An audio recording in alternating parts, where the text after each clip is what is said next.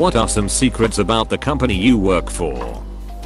Former company, I worked for the flagship location of the warehouse of death. The monitors above the stations process audio. You are not just on camera, you are being listened to. The cameras are only there to make sure you don't steal. They are not there for your safety. It was quite common for someone to get hurt in the job due to coworkers or mechanical issues, and in seeking footage, to be told cameras weren't working. It is cheaper to claim camera malfunction, therefore no evidence, and replace them than for them to face a huge class action lawsuit. They have done this.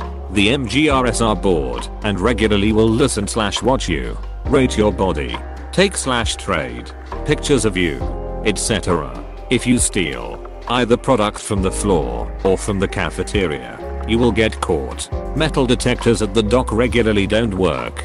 The drug test at the beginning does not all get sent out, only a random amount. You will however be drug tested if you get hurt on the job and they think they can place the blame on you. If you get hurt on the job, you will be questioned from a list by your manager, i.e., have you been make tired lately, taking meds, etc.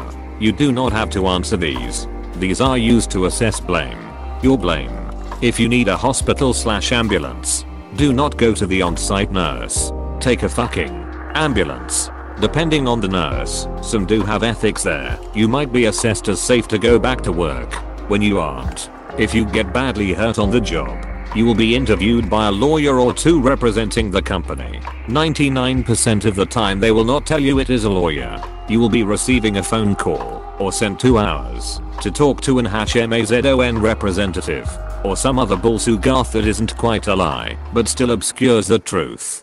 Don't ever talk to their lawyers without your own representation. There have been several cases of people receiving workers' comp for PTSD just from the stress of the job and being in traumatic/toxic situations at work. If you attempt to unionize, they will find a way to fire you.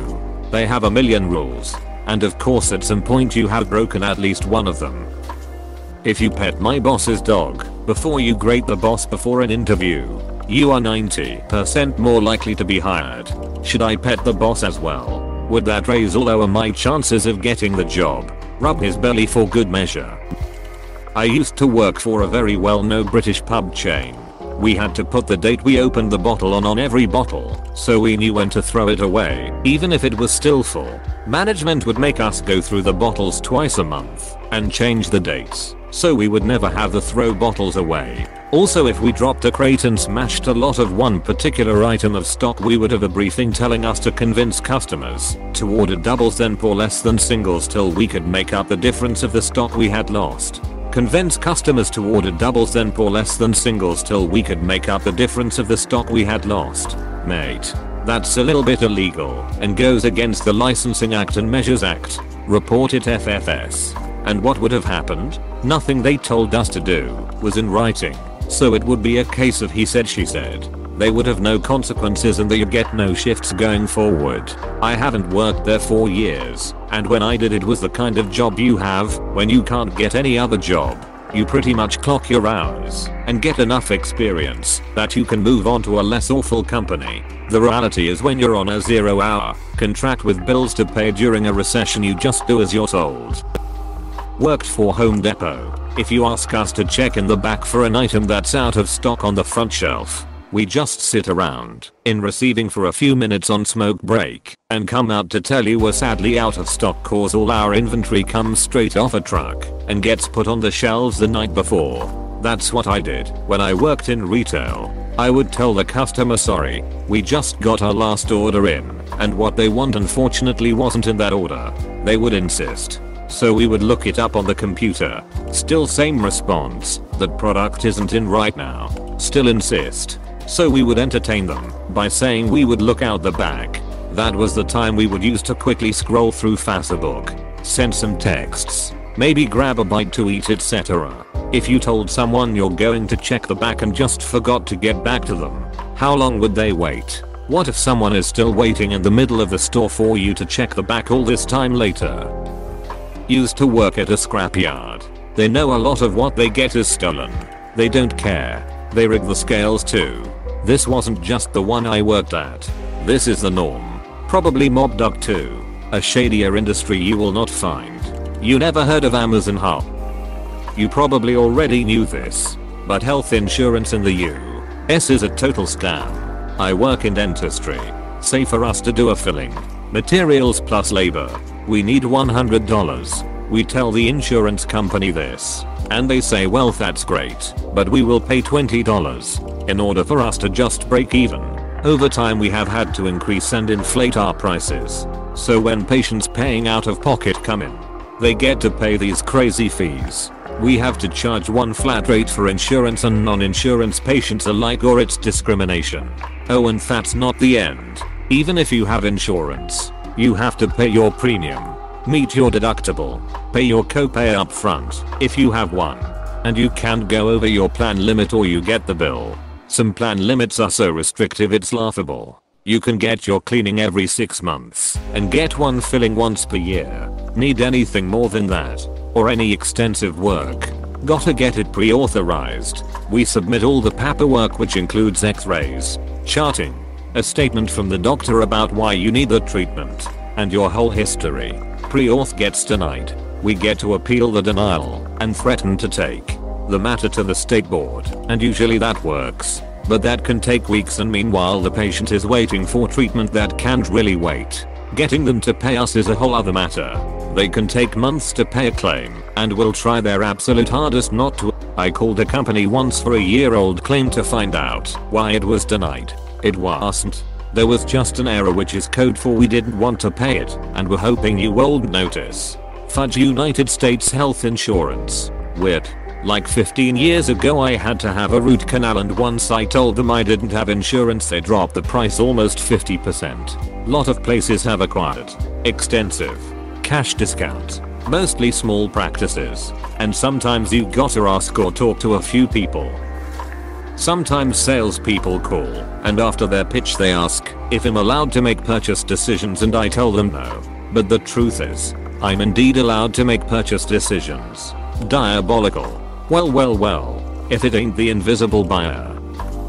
Back in high school I worked for a few months as security guard on various gigs, sports stadium, festivals, expositions.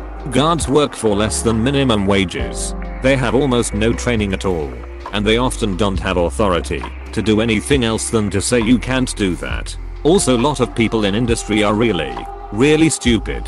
Others are either desperate or students. It's laughably easy to get inside certain places if you know the routine there. May I perhaps learn that technique? Carry a clipboard, look official, and act like you're in a hurry and pissed off. It's a shipping company. 90% of all boxes we get are labeled fragile/handle with care. They get yeeted and slammed around all the same. Op asked for secrets. The small family-run service company I used to work for really didn't provide a unique, special or quality service. The reality is they owned the copyright patent on over 95% of the industry apparatuses. If an organization wants to be in the industry, they have to buy from the company I used to work for, and the company I worked for made it very difficult to buy products without also purchasing a service plan. I know, but I have to believe they are in violation of monopoly laws, and the only reason why they get away with it is because they are such a niche industry. I've only worked at my current job during the WFH pandemic times, so I've pretty much been exclusively isolated to my immediate team. No dirt yet, haha. When I worked at Domino's, though, one thing you'll learn: if a product is expired, unless there's visible mold or a noticeable smell, they'll just strip the old sticker off and slap a new date on it. In general, people in fast food only follow food safety to the letter when they're up for an audit or inspection.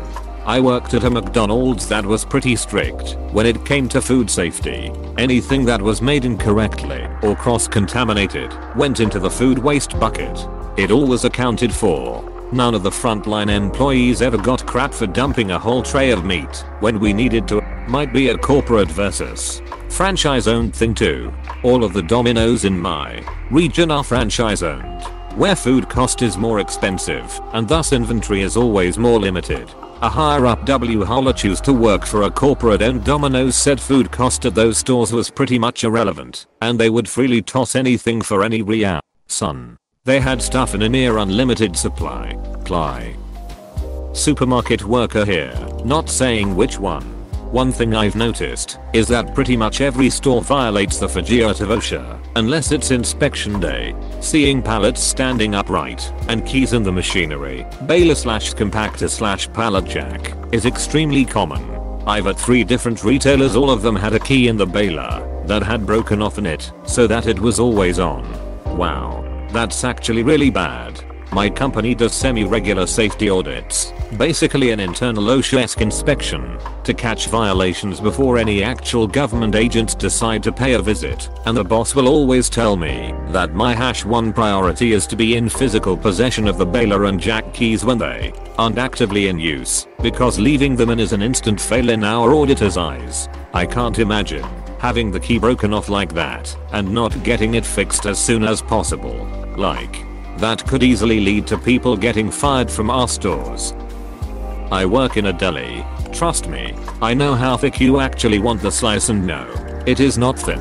I said I changed the thickness, but all I did was touch the knob and you show you the same thing, and you said that's better. As long as you're not overly rude, we don't mind. At least I don't. Making sure you get what you want. Please, for the love of God, take a number. Corporate tracks the amount of customers and how long it takes to serve them, so please just take one. What about prosciutto? I've been to places to a lot, simply didn't understand how thin that stuff is supposed to be. Rest of the time, I just say 4 sandwiches or whatnot, and it comes out perfect. ECT. It is indeed annoying, but as long as you're being nice and maybe we had a conversation, I don't mind too much. The CEO stepped down due to a Glassdoor review. I guess when the CEO is a massive worldwide predator in the workplace, you have to do something. As a woman working in hours, you don't care for his advances, so you file a report against him. Well, of course the heads of ours are going to completely remove all traces of the claim because they work for the company, not you. So you write a review about the company on Glassdoor and what the CEO does. 3 days later, the CEO steps down with his hundreds of millions severance package, and you go work for a different company that is just as bad, give or take. Please click subscribe if you enjoyed this video.